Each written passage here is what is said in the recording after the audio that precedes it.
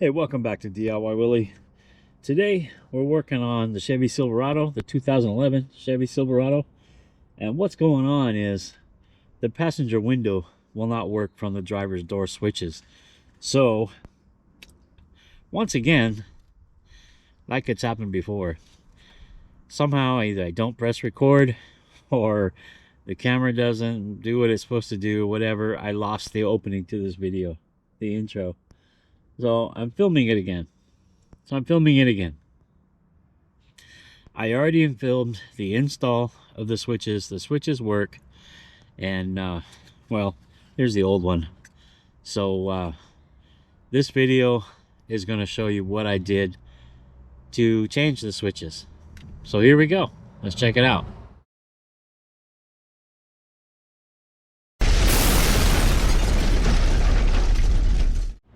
First thing you got to do is get rid of this trim piece.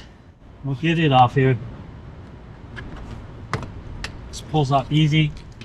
Now this is a 10mm in here. You can just take it off.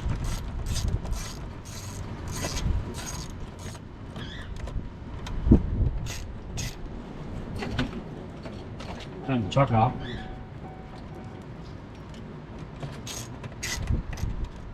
Got a 10mm at the bottom.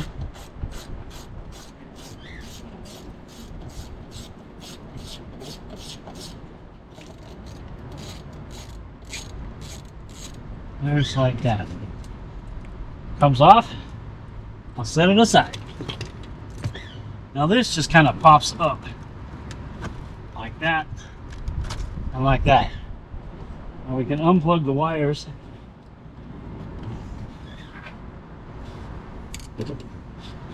This one's a little bit picky. You may not have to take this one out to do the job, but to simplify it, I'm going to. And then the window ones just push and release, push and release. And this one you release on the side right here. Just got a little tab. This is for the locks, door locks. Just like that. Ooh, almost dropped it. Now I wish the switch came with everything because my interior panel paint is bad, you know, but what can you do, right? What can you do? So on the sides of this thing, there's little locking clips on the side, on each side, and then this thing pops out. Like I said, I've done this before on this truck.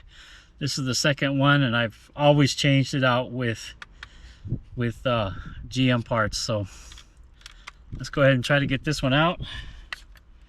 Just push on them like that. Just kind of release them.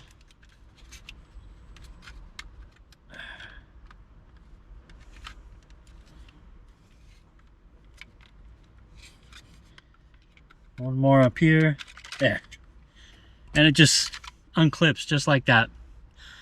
So we put the new one in the exact place. You can't put them in wrong because they'll only fit in there one way.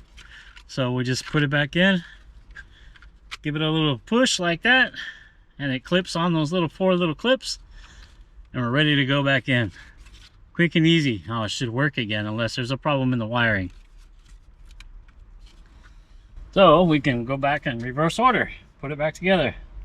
Plug them in just the way they came out. Big one, medium one, push them in until they click. There we go. Now we can just set it back in. Let's see if there's, no, don't do that.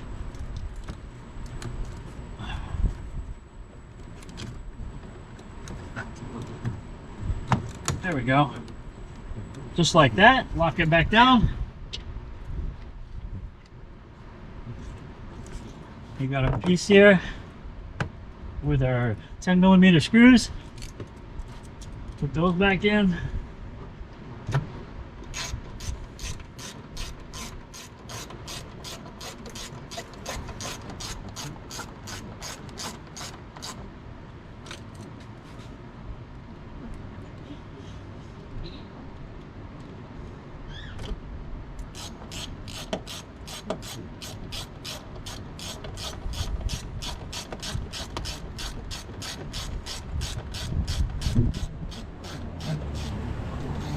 Tighten them down. Good and tight. Put a trim. You gotta line up the center pin here.